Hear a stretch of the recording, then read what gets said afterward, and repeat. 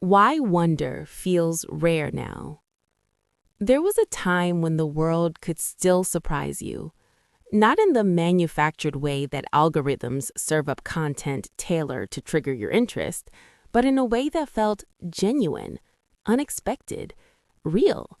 You'd encounter something, a place, an idea, a piece of music, a conversation, and it would stop you, not because you were looking for it, but because it appeared and demanded your attention in a way that felt almost sacred. That feeling has a name: wonder. The experience of being genuinely moved by something outside yourself, something that makes you feel smaller and larger at the same time, something that reminds you the world is vast and strange and full of things you haven't figured out yet. But when was the last time you felt that? Real wonder, not the performance of it, not the Instagram-worthy sunset you photographed but didn't really see, not the travel destination you visited because everyone said you should, not the viral video that made you go wow for 3 seconds before you scroll to the next thing. Real wonder, the kind that makes you stop, fully stop, and just be with something because it's too compelling to look away from, the kind that changes something in you, even if you can't name what changed. It's rare now, maybe even gone, and that absence feels like a loss you can't quite articulate, because wonder wasn't just a nice feeling, it was proof that you were still capable of being moved, that the world could still reach you, that you hadn't become so familiar with everything, so jaded, so overstimulated, that nothing could touch you anymore. Its absence is a kind of numbness, a flatness, the sense that you're going through life as an observer, cataloging experiences rather than having them, performing engagement rather than feeling it. This didn't happen because you changed in some fundamental way. It's not that you became cynical or lost your capacity for joy. Wonder feels rare now because the modern world has eliminated every condition that allows it to exist. Wonder requires mystery, and mystery has been eradicated by instant access to information. It requires presence, and presence has been shattered by constant distraction. It requires time, and time has been segmented into content units optimized for engagement. It requires the unknown, and the unknown has been replaced by the pre-known, the previewed, the reviewed, the algorithmically predicted. Think about what wonder actually needs to exist.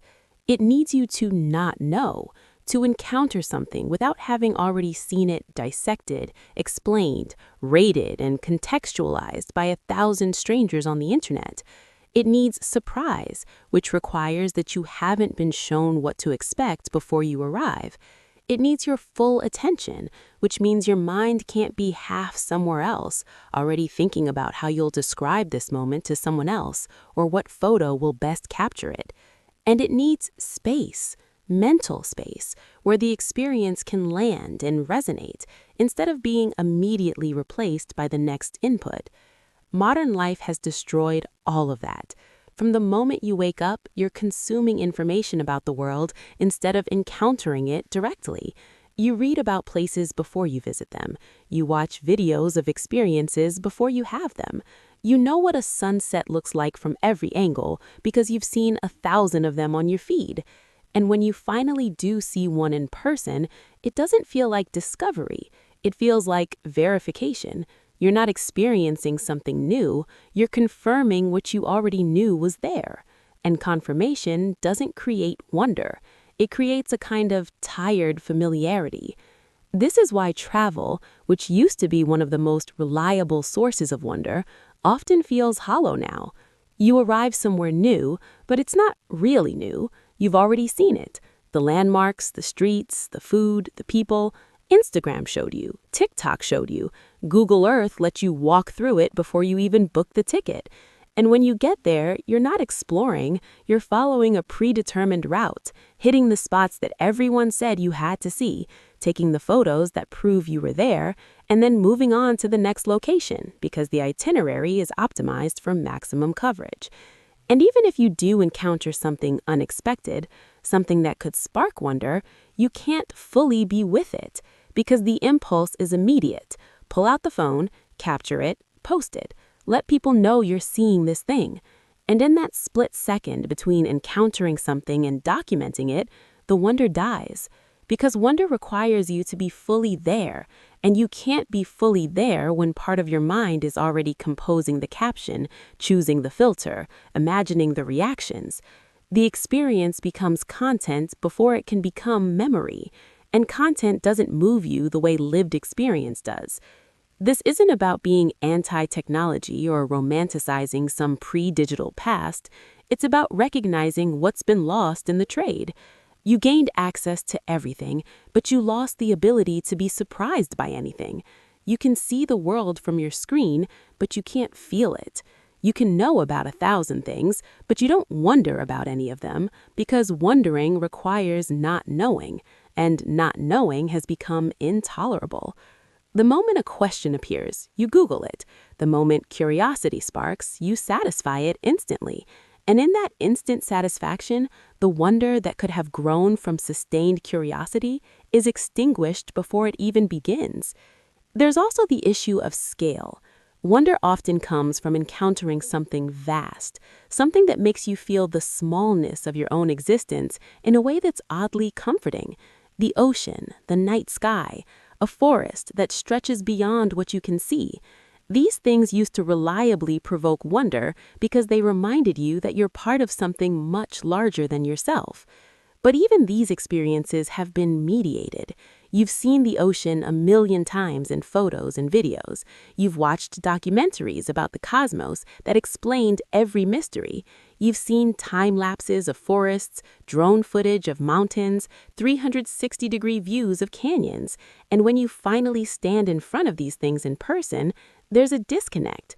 The physical reality can't compete with the hyper-real version you've already consumed. It feels smaller, less impressive, because you've been trained to expect spectacle, and reality, in its unedited form, rarely delivers spectacle. The modern mind is also conditioned against the slow builds that wonder requires. Wonder doesn't happen instantly, it grows. You have to spend time with something, let it unfold, allow yourself to be drawn in without rushing to the conclusion. But modern life is structured around speed, quick takes, instant reactions, scroll, swipe, skip. If something doesn't grab you in the first 3 seconds, you move on. And that conditioning makes you impatient with anything that requires time to reveal itself. A book that starts slow, a piece of music that builds gradually, a place that doesn't immediately announce its beauty. You don't give these things the time they need because you've been trained to expect immediate payoff. And wonder, which unfolds slowly, quietly, over time, has no place in a world optimized for instant engagement. There's also the death of mystery. Mystery is essential to wonder. Not knowing and being okay with not knowing creates the space where wonder lives. But modern culture has pathologized mystery. Not knowing something is treated as a problem to be solved immediately. You're expected to have answers, opinions, takes on everything. And if you don't, you're just a search away from finding them. Every question has been asked and answered somewhere on the internet. Every mystery has been explained, demystified, reduced to information. And while information is useful, it's not the same as understanding, and it definitely doesn't create wonder. Because wonder requires that you sit with the unknown, that you let it be unknown, that you allow yourself to be small in the face of something you can't fully grasp. But that's uncomfortable. And discomfort is something modern life is designed to eliminate as quickly as possible. Even nature, which used to be a guaranteed source of wonder, has been optimized. National parks have visitor centers that explain everything. Trails have signs that tell you what you're looking at. Apps identify every plant and bird. And while this makes nature more accessible, it also makes it less wondrous. Because wonder thrives in the unnamed, the unexplained, the not yet categorized. When you walk through a forest and don't know what anything is, there's a kind of humility, a recognition that you're in the presence of something that exists entirely independent of your understanding. But when every tree has a label and every bird has an app entry, nature becomes a museum. Educational, sure, but not mysterious. And without mystery, there's no wonder. The other thing that's killed wonder is the culture of opinion. You can't just experience something anymore. You have to have a take on it. Was it good? Was it worth it? How does it compare to the other things you've experienced? Rate it, review it, recommend it, or don't. This constant evaluation mode makes it impossible to just be with something, because the moment you start judging, you're no longer experiencing, you're analyzing. And analysis is the opposite of wonder. Wonder is pre-rational.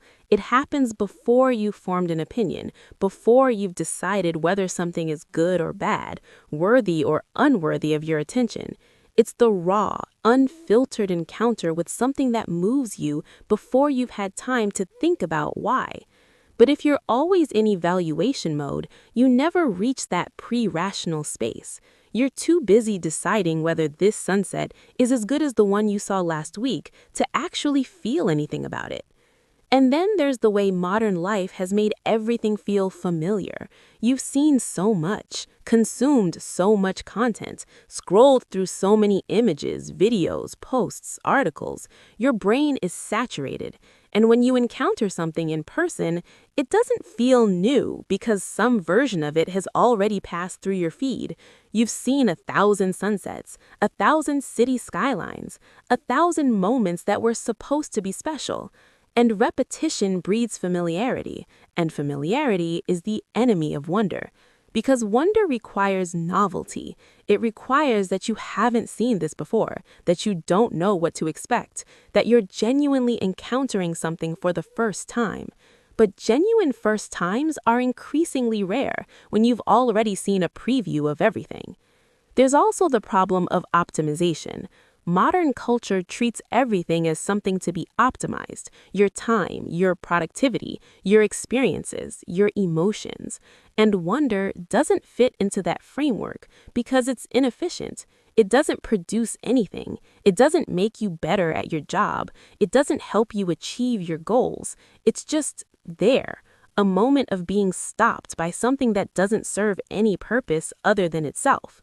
And in a culture that measures value by output, by results, by what you can show for your time, wonder feels like waste. So you don't make space for it. You fill your schedule with things that are productive, that have clear outcomes, that can be justified. And the unscheduled moments where wonder could appear get filled with content, with productivity, with something that feels more useful than just standing there, feeling small, staring at something you can't explain. But here's what's lost in that trade. Wonder is how you stay connected to the world. It's how you remember that you're not just a mind optimizing its way through life, but a being capable of being moved by things outside yourself.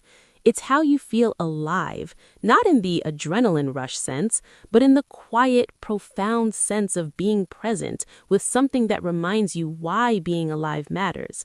Without wonder, life becomes a series of tasks, achievements, content consumption. You do things, you see things, but nothing really touches you.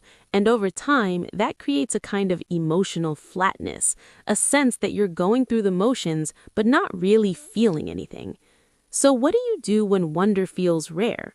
The answer isn't to chase it. You can't manufacture wonder. It's not something you add to your calendar or optimize into existence. But you can create the conditions where it might appear. And those conditions are simple. They just require you to go against almost everything modern life encourages. First, you stop knowing everything in advance. Before you visit a place, don't research it to death. Don't watch every video, read every review, map out every moment. Let yourself not know. Let yourself be surprised. Arrive with questions instead of answers. Arrive with curiosity instead of expectations. This feels uncomfortable because you're giving up control, giving up the reassurance that you know what to expect. But that discomfort is where wonder lives. Second, you put the phone away. Not sometimes, not after you've taken the photo, Before, you encounter it with your eyes first, your body first, your full attention first. You don't document it immediately. You don't share it instantly. You just let yourself be there, fully there, without the screen mediating the experience. This is hard because the impulse to capture and share is so deeply trained. But wonder can't exist when you're performing for an audience, even an imagined one. It only exists when you're alone with the experience, when there's no one to impress, nothing to prove, just you and the thing in front of you. Third, you give things time. You don't rush to the next thing. You don't optimize your itinerary. You sit, you stay. You let something unfold at its own pace instead of demanding it reveal itself immediately. You read the book that starts slow. You listen to the piece of music all the way through. You walk without a destination. You let yourself be bored because boredom is the doorway to attention, and attention is the doorway to wonder. Fourth, you stop evaluating everything. You stop asking whether something is worth it, whether it's as good as you expected, whether you'd recommend it to others. You just experience it, without judgment, without comparison, without the need to have an opinion. You let yourself be moved without needing to explain why or decide whether the movement was justified. This is difficult because the evaluative mind is always running, but wonder exists in the space before evaluation, and you can't access that space if you're constantly judging. And fifth, you seek out mystery. You go places you don't understand. You engage with things you can't fully grasp. You ask questions without immediately looking up the answers. You let yourself not know. You sit with the uncomfortable feeling of uncertainty and let it be there without rushing to resolve it, because mystery is where wonder grows. And if you eliminate all mystery from your life in the name of understanding everything, you eliminate the possibility of ever being genuinely surprised again. None of this is easy. It goes against the grain of how modern life is structured. But wonder isn't a luxury. It's not something you can afford to lose and still feel fully alive. Because wonder is what connects you to the world in a way that's not transactional, not performative, not mediated by screens and opinions and the need to constantly produce content from your life. It's what reminds you that there are things larger than you, stranger than you, more beautiful than you imagined. And that reminder is essential. It's what keeps you humble. It's what keeps you curious. It's what keeps you awake to the fact that you're part of something vast and mysterious and worth paying attention to. Wonder feels rare now because the world has been optimized, explained, previewed, and reduced to content. But it's not gone. It's waiting in the gaps you haven't filled yet, in the moments you haven't documented, in the places you don't already know, in the questions you haven't answered. It's there, quiet and patient, ready to appear the moment you stop trying to capture it and start trying to feel it. The moment you stop performing experience and start having it. The moment you let yourself be small in the presence of something that doesn't need you to understand it or share it or even explain why it moved you. That's where wonder lives, not in the optimized, curated, content-ready version of your life, but in the raw, unmediated, fully present encounter with something that reminds you the world is still capable of surprising you, if you let it.